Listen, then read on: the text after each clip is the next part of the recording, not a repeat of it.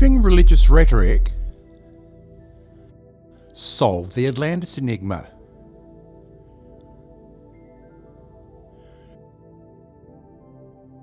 During the past 5,000 years, from diverse countries around the world, various creation, God and religious stories have been perceived to be separate traditions, all having a supernatural origin.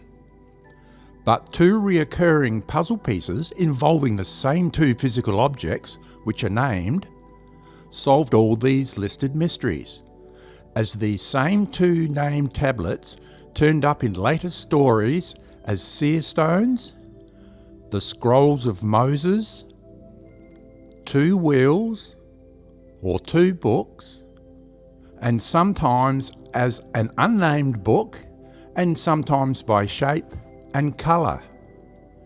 An oracle was often associated with these ancient myths and god stories, and was reported as a physical object, parts of which were consulted by a person. A messenger, often appearing in a bright light, as reported in these stories, known as an angel or a wise man, often gave the objects to the named people to examine. Here are some world maps depicted by different cultures. Notice they all had the same basic shape, similar to the Egyptian glyph. As it turns out, on the papyrus of Ani, the same two physical objects are depicted. But more importantly, so are computer parts. A protruding disc-shaped saddle in the side of the box, the black screen, a clear box for the flat circle, with a mouse and cable that dates it all to the early 1990s.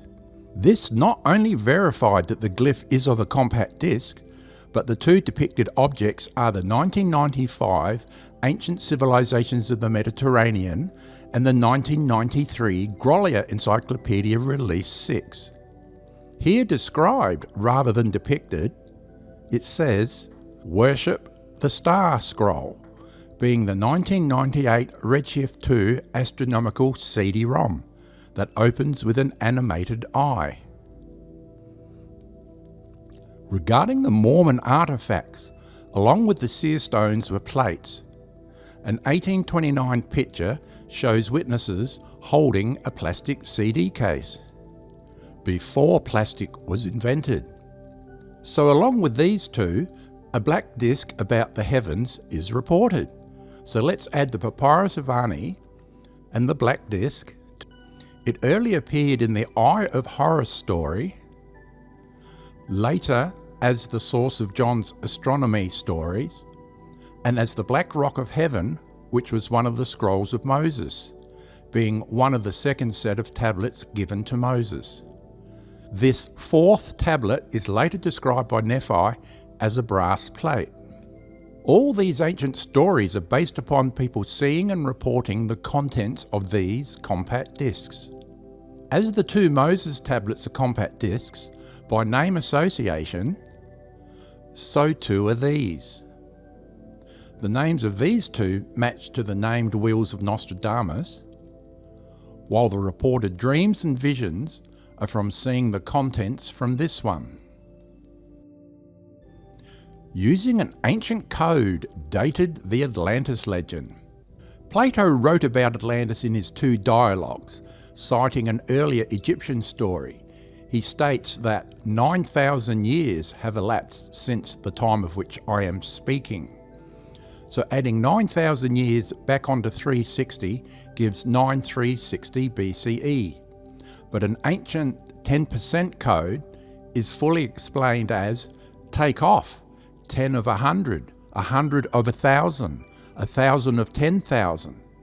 So adjusting the 9,000 to 10% and adding to the start date makes 1260 the actual date of the Atlantis story. Adding this to our timeline, where all the other Egyptian stories are from the discs, visually exposes the source of the Atlantis story. All these stories were based upon seeing the contents of these compact discs and reporting them as dreams and visions, with the future history perceived as prophecies, and the astronomy events as wonders in heaven. What was perceived to be an oracle was a computer with data disks, confirmed by the papyrus of Ani depictions. The time messenger was the one who brought and was operating the computer by placing the compact disks on the protruding disk drive. Nostradamus reports this as, by itself rests on the saddle in the air, with the Queen of France calling them magic circles and the glass screen a magic mirror.